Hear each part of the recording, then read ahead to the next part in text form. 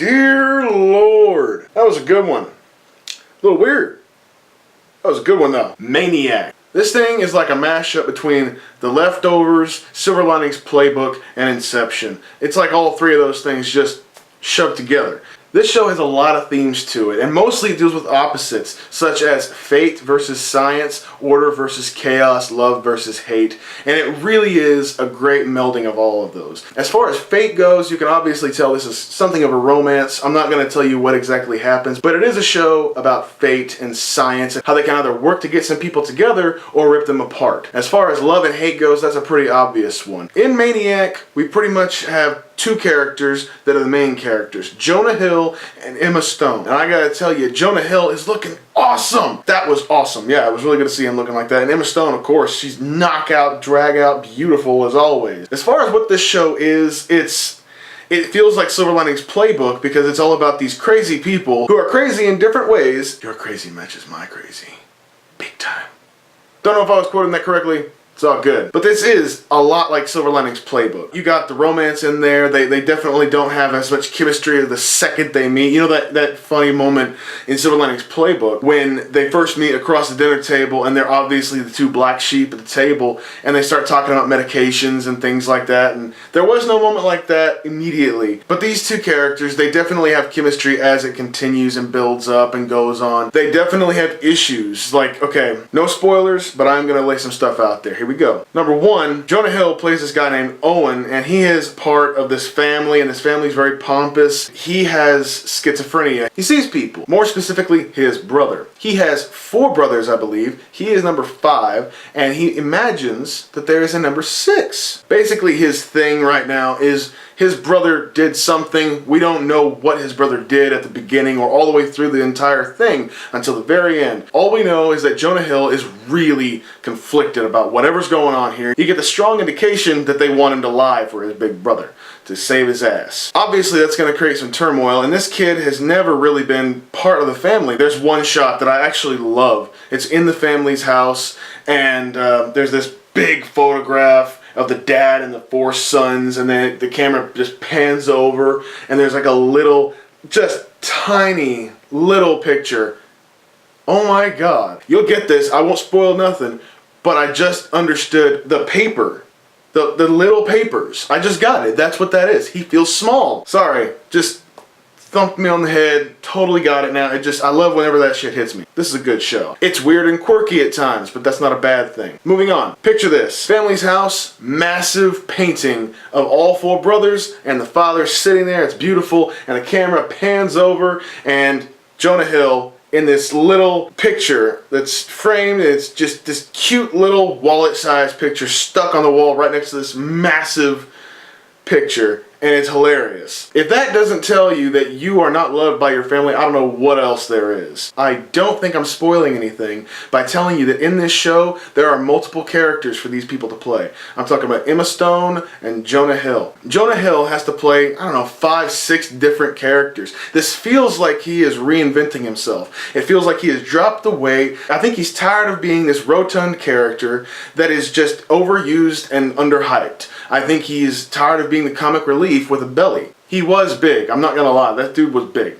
Big from I'm big and he was big. But now he looks good. I mean, he looks really, really good. I'm actually really happy for this guy. He seems like he would be happy. I wouldn't be surprised. Don't get me wrong, he's no Channing Tatum. He doesn't have a massive build, but looks good. I actually liked that for this character. This character is supposed to be weak and kind of frail and kind of scared of everything. Like, he doesn't trust anything. It's almost like the ground he walks on, he's afraid it's going to fall out from beneath him. And who can blame him? He hears things. He sees things that are not there. It's a really interesting character. It's strange though, there are a couple of roles I don't think that he really went as far on. I'm not spoiling anything by saying he played a gangster at one point, and it was a little goofy, but don't get me wrong, that's not a bad thing. This whole show is goofy and satirical and hilarious, but serious and heartfelt all at the same time. Emma Stone, always a big fan of hers. At the very beginning, I remember one thing that she did say, and it was hilarious. She threatened to kill someone right off the bat from first meeting him because she didn't like what he was saying. She does not pull punches. Emma Stone has a part in this show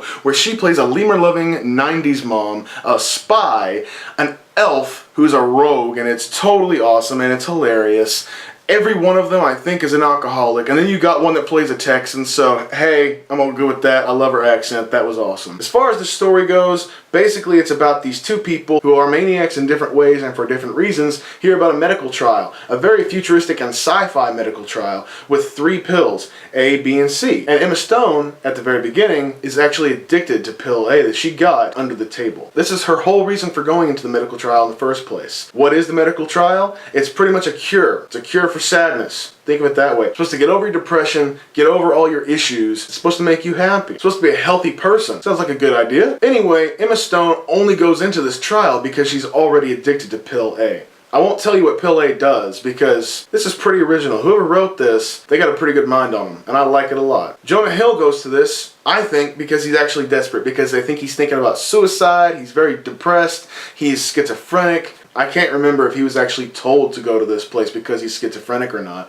If he was, that would make more sense than him just deciding to go. Both of these people are so enveloped in their own issues that them doing anything beyond their own issues is really absurd at the very beginning. With that in mind, I think Jonah Hill might have actually gone to the drug trial because of the schizophrenia. That would make more sense. But like I said, I just rushed through this whole thing. Forgive me if I get some of the details wrong about the very beginning. But back to the matter at hand, Maniac. It is about maniacs. That is the point. It is all about insanity. Justin Theroux is in this show, and as always, I love seeing Justin Theroux. Last time I saw him, he was in Leftovers, and I loved him in that. Season 1 and 2, not 3. Even though this dude is constantly crying all the time. Doesn't matter. Every single shot he's in, he's crying every time. It's like he's trying to pinch off the most painful shit in the world, and he does those little hiccups.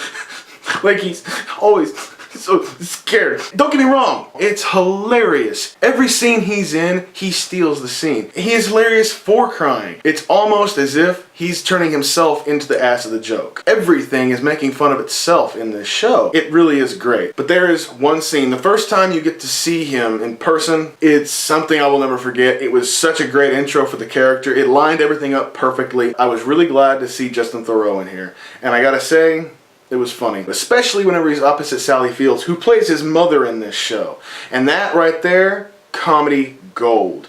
A taboo shade of gold, but gold nonetheless. Speaking of Sally Fields though, I'm really impressed. She did really well in this. I have not seen her anything in a long time. She actually played 2 characters in this. I won't tell you what the second one is. You'll get it pretty quick. And it is hilarious. There were some scenes, however, that just had me going, what the fuck just happened? It was crazy. Okay, there are some hilarious scenes in here, some gratuitous scenes. There are some gory scenes in here that just come out of nowhere. There are some scenes that make you feel like whoever made this was straight tripping acid the entire time. Shit just comes out of nowhere. And that right there is kind of jarring to me, and it does affect my rating a little bit, but at the end of the day, I still like it. It was fun. As far as the characters go, I love the characters' relationships. I love seeing Jonah Hill and Emma Stone together in this. Jonah Hill, even though he has lost weight, is such an average-looking guy, and to someone like me, Emma Stone is just drop-dead gorgeous. Both of these actors, I would not qualify either of them as, 15s, you know what I'm saying? I wouldn't say these people are perfectly gorgeous. I would say Emma Stone is gorgeous, and I would say Jonah Hill is a very attractive looking guy now. That said, I really like the averageness of these people. I really like the fact that they are pretty normal looking people. The normalness of these people, the way they look, only adds to their characters. The vulnerableness of the way they look only adds to their characters, because without a doubt, these characters are both very vulnerable. As far as some cons go, I did feel that like the green screens were distracting. As I also said, Jonah Hill could have done better in some roles. I didn't really buy him in a few of them. The spy one, the gangster one. There's more, don't worry, I'm not spoiling anything. But as far as a couple of his roles went, I didn't really buy it. He didn't seem right. I understand they were trying to make him a Daniel Craig type, James Bond type dude. Didn't quite work out. He didn't land it for me. In fact, I think he fumbled it. I didn't buy him in some of these roles. As far as consistency with the episodes go, I would say there's only a couple of episodes that really felt kind of misplaced. I didn't see the need for them. Don't get me wrong, they made me laugh and they made me go, what the fuck is going on here? Don't get me wrong, it was good. But there were some episodes, 1 or 2, that felt misplaced or misused. It felt like filler, and with a limited series on Netflix, Filler is the last thing I expected, but there were some that felt that way. If you like Silver Linings Playbook, Inception, or Leftovers, you'll like this. If you like Leftovers Season 3, you'll like this. If you like Leftovers 1 and 2, probably not so much. But if you like Season 3, Silver Linings Playbook, or Inception, you will dig this. That's what this show is, and it's awesome for it. But in the end, I have to give it a ranking, and I'd say this one was a solid 3 out of 5. That might sound unfair to some people, but at the end of the day, I liked this show. I did not love this show. Enough said. However, that is just one man's opinion, ladies and gentlemen, and it's worth exactly what it cost you. Thank you very much for watching, and I'll see you in the next video.